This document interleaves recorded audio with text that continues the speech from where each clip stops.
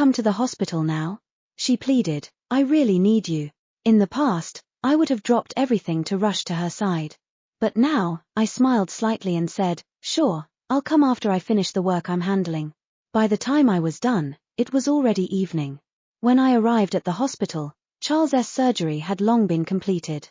Chloe saw me and sarcastically remarked, "You're really dedicated to your job, aren't you?" I rushed over to hug her and apologetically said, "There was an issue with a contract at the company. That's why I couldn't get here sooner." Hearing this, her eyes flickered, and she asked eagerly, "Really?" She quickly realized her tone was off and changed her approach. "So how's the situation now?" she asked again. "Is the problem solved?" I shook my head helplessly and said, "Not yet." I changed the subject. "By the way, how is Mr. Winter's condition?"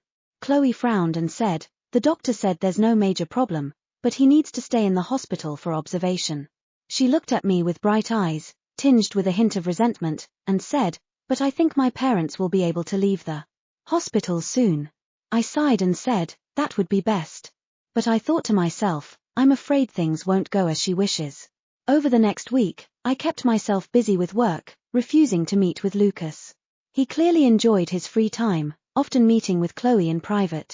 Until one day, Chloe posted something on Instagram. Though she quickly deleted it, I still saw it. The content was, "Help! My family members are growing hair all over their bodies. What should I do?" She also attached a photo of her parents, Charles and Linda. I thought to myself, it was time to visit the hospital. I arrived at the hospital at 10 in the morning, just as it was starting to get busy. Since I had contacted Chloe beforehand, she met me at the main entrance. She looked at me somewhat disapprovingly and